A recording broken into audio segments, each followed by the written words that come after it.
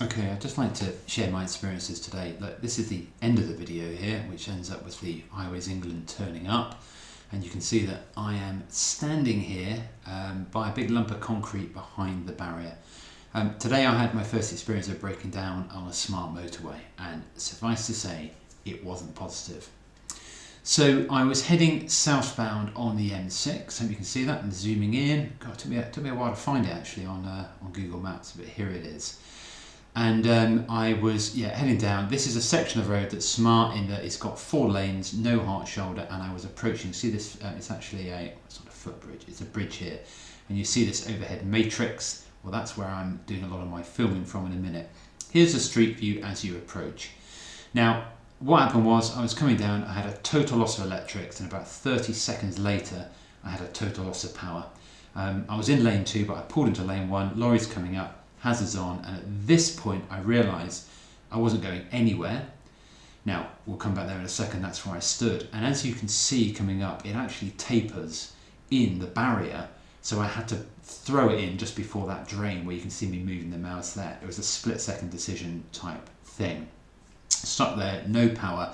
Oh, by the way, raining, didn't look anything like this. Here we go.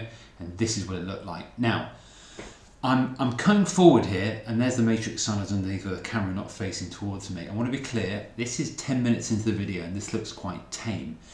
The reason why we're 10 minutes, sorry, not 10 minutes, 20 minutes in, and I'll give you the timeline in a second, and there's my car, is by this point I had rung 999, and they had closed the lane using the overhead matrix signs. But that wasn't the case at first. So I just want to talk you through exactly what happened and how we got to this point. So this is where I was, as it says here, I was sticking at least a 1 metre into lane 1. That's the slow lane, but it's where all the lorries are. You know, with hindsight, maybe I should have just stopped right plumb in the lane, because then I would have forced the traffic to slow down behind me. In actual fact, that never happened. It was just a case of the vehicles that were veering around me. So I got out of the car, and as I jumped out, without trying to be dramatic, I mean, I was moving across, and I was in a mind thinking, I'm going to be hit by a lorry. I really felt that it could happen. They were kind of roaring past. So I got a bit further down, went here, and I spent the next sort of 10 minutes or so basically waving at lorries to get out of the way and try and help warn them a little bit. I was sort of thinking, I wouldn't surprise me if the car gets hit, and in some respects I couldn't have cared less if the car had. That was the least of my worries. But when you see lorries veering from one lane to another, you're thinking they're going to take another car out, and that's where actually it was really, really scary. That was the bit that scared me the most, is the sort of damage that could be done to other people. I knocked my car out, knocked my phone out of its cradle when I got out of the car.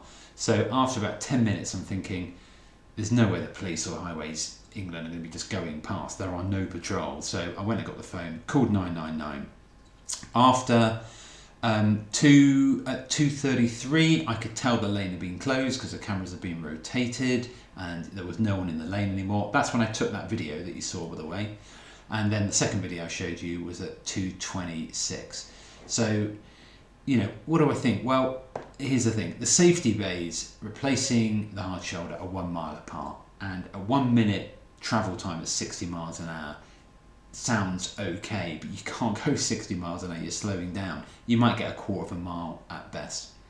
When I broke down, there was no possibility of being detected by cameras or technology. There was one right above where you see the image there, but it was facing the other way. So if you break down, it's absolutely potluck.